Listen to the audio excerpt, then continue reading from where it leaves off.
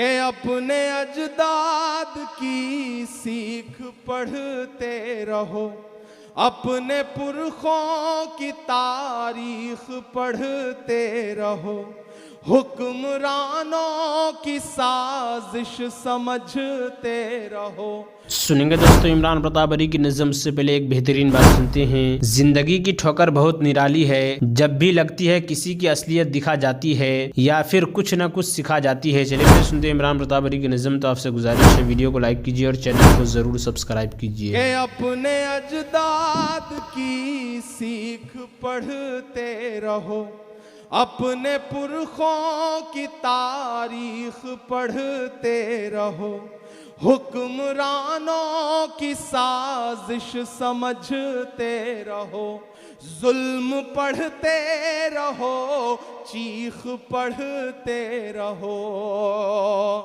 ملک میں ہم برابر کے حقدار ہیں۔ مہر لگانا بارہ بنکی والوں جو میں کہہ رہا ہوں کہ ملک میں ہم برابر کے حقدار ہیں، کون ان کے کہے سے نکل جائے گا کہ محبت بھائی چارے کے دیوانے دن ہی لوٹا دو، محبت بھائی چارے کے دیوانے دن ہی لوٹا دو، وہ سستی دال سبزی کے سہانے دن ہی لوٹا دو، وہ سستی دال سبزی کے سہانے دن ہی لوٹا دو۔ یہ اچھے دن تو امبانی اڈانی کو مبارک ہوں۔ پہنچانا اپنی تالیوں کے ساتھ ان مصروں کو دلی تک کہ یہ اچھے دن تو امبانی اڈانی کو مبارک ہوں، ہمیں ایسا کرو صاحب پرانے دن ہی لوٹا دو، ہمیں ایسا کرو صاحب پرانے دن ہی لوٹا دو۔ بہت خوبصورت مشاعرہ چل رہا ہے، آپ تھوڑا سا موڈ میں آ جائیں، اس لیے ہاں میں وہ بھی سنا دیتا ہوں جس کے لیے بچے مجھے حکم دے رہے ہیں۔ اب میری نئی نسل مجھے حکم دے رہی، میں کوئی نام نہیں لوں گا، بس سلیقے سے اشارے میں اپنی بات کہوں گا اور آپ وہاں تک پہنچ جائیں گے کہ کہاں سویا ہے۔ کمال ہے بارہ بنکی، اس بارہ بنکی سے کوئی پار نہیں پا سکتا، اس میں کوئی دو رائے نہیں۔ تو آپ جو حکم کریں گے وہ مجھے پورا کرنا ہے، وہ کیسا بھی ہو آپ کا حکم ماننا ہی ہے۔ جب آپ کا حکم پی ایل پنیا جی اور اروند سنگھ گوپ جی نہیں ٹال پاتے تو میں باہر سے آ کے کیسے آپ کا حکم ٹال سکتا ہوں۔ میں کوشش کرتا ہوں، یہاں میرا بہت اچھا دوست عارف بیٹھا ہے، وہ آج ایئرپورٹ سے پکڑ کے لانے میں اس کا بڑا من رہا۔ تنوج پنیا صاحب ہمارے ساتھی بیٹھے ہیں۔ میں نظم پڑھتا ہوں، تھوڑا آپ اس رنگ میں آ جائیں، پھر ایک آدھ آپ کو اور اچھی نظم سناؤں گا کہ کہاں سویا ہے چوکیدار۔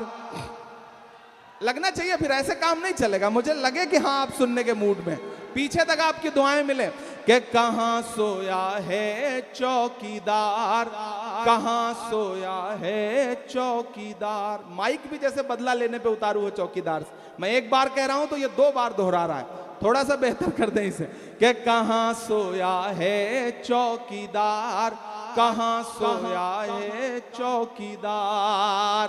گیس سلنڈر کی قیمت بھی 1000 کے پار، کہاں سویا ہے چوکیدار، کہاں سویا ہے چوکیدار۔ ایسے کام نہیں چلے گا، ادھر جو لوگ کھڑے ہیں وہ تو بالکل خاموش ہیں۔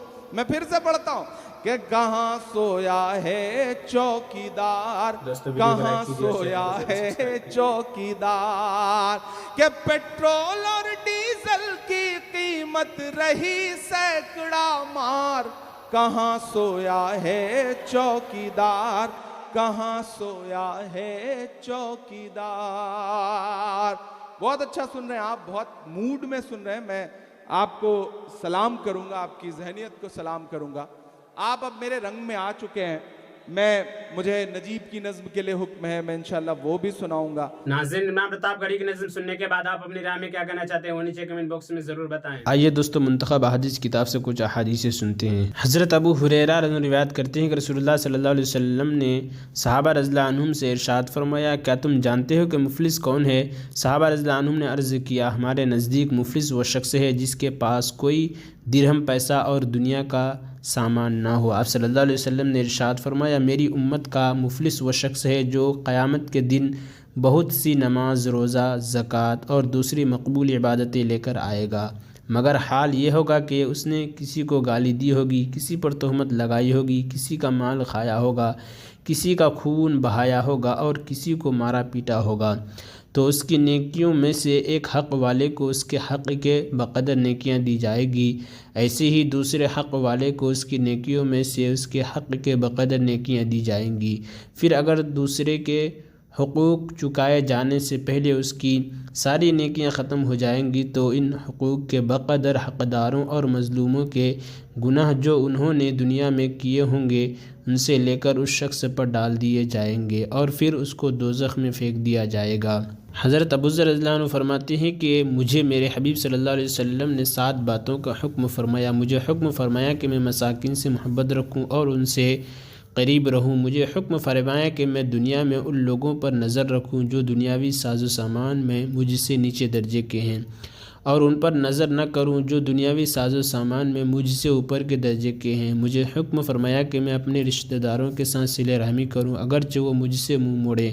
مجھے حکم فرمایا کہ میں کسی سے کوئی چیز نہ مانگوں۔ مجھے حکم فرمایا کہ میں حق بات کہوں اگرچہ وہ لوگوں کے لیے کڑوی ہو۔ مجھے حکم فرمایا کہ میں اللہ تعالیٰ کے دین اور اس کے پیغام کو ظاہر کرنے میں کسی ملامت کرنے والے کی ملامت سے نہ ڈروں، اور مجھے حکم فرمایا کہ میں لا حول ولا قوت الا باللہ کثرت سے پڑھا کروں، کیونکہ یہ کلمہ اس خزانے سے ہے جو عرش کے نیچے ہے۔ فائدہ مطلب یہ ہے کہ جو شخص اس کلمہ کو پڑھنے کا معمول رکھتا ہے اس کے لیے نہایت اعلیٰ مرتبہ کا اجر و ثواب محفوظ کر دیا جاتا ہے۔ حضرت ابو ہریرہ رضی اللہ عنہ روایت کرتے ہیں کہ ایک شخص نے عرض کیا، رسول اللہ، میرے بعض رشتہ داروں میں ہیں، ان سے تعلق جوڑتا ہوں، وہ مجھ سے تعلق توڑتے ہیں، میں ان کے ساتھ اچھا سلوک کرتا ہوں، وہ میرے ساتھ بدسلوکی کرتے ہیں، اور میں ان کی زیادتیوں کو برداشت کرتا ہوں، وہ میرے ساتھ جہالت سے پیش آتے ہیں۔ رسول اللہ صلی اللہ علیہ وسلم نے ارشاد فرمایا، جیسا تم کہہ رہے ہو اگر ایسا ہی ہے تو گویا تم ان کے منہ میں گرم گرم راکھ جھونک رہے ہو، اور جب تک تم اس خوبی پر قائم رہو گے تمہارے ساتھ ہر وقت اللہ تعالیٰ کی طرف سے ایک مددگار رہے گا۔ حضرت عمر رضی اللہ عنہ فرماتے ہیں کہ میں نے رسول اللہ صلی اللہ علیہ وسلم کو ارشاد فرماتے ہوئے سنا، جو اللہ تعالیٰ کی رضا حاصل کرنے کے لیے تواضع کو اختیار کرتا ہے اللہ تعالیٰ اس کو بلند فرماتے ہیں، جس کا نتیجہ یہ ہوتا ہے کہ وہ اپنے خیال اور اپنی نگاہ میں تو جھوٹا ہوتا ہے لیکن لوگوں کی نگاہ میں اونچا ہوتا ہے، اور جو تکبر کرتا ہے اللہ تعالیٰ اس کو گرا دیتے ہیں، جس کا نتیجہ یہ ہوتا ہے کہ وہ لوگوں کی نگاہوں میں جھوٹا ہوتا ہے اگرچہ خود اپنے خیال میں بڑا ہوتا ہے، لیکن دوسروں کی نظروں میں وہ کتے اور خنزیر سے بھی زیادہ ذلیل ہو جاتے ہیں۔ حضرت معاویہ رضی اللہ عنہ فرماتے ہیں کہ میں نے رسول اللہ صلی اللہ علیہ وسلم کو ارشاد فرماتے ہوئے سنا، جو شخص اس بات کو پسند کرتا ہے کہ لوگ اس کی تعظیم کے لیے کھڑے رہیں وہ اپنا ٹھکانہ جہنم میں بنا لے۔